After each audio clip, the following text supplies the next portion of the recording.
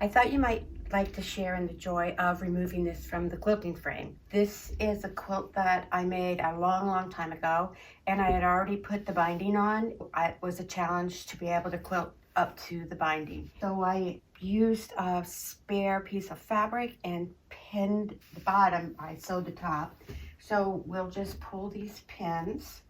There were 12 blocks to this quilt because it was a block of the month. And I've gone back and checked it a couple times to make sure I quilted everything. This block got left out, so I caught that before I'm removing it. So we're taking this off. And I want to show you the top rail.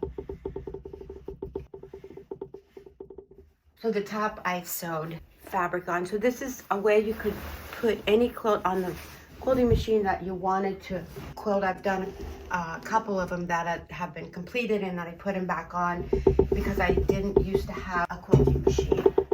And so the stitch in the ditch was my only option. All right, so this is really fun part.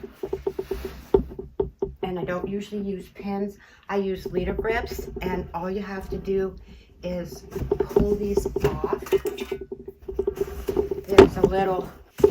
There's a dowel rod is in here that these plastic things clip to, and that's how easy it is to remove the quilt from the quilting machine. So thanks for watching.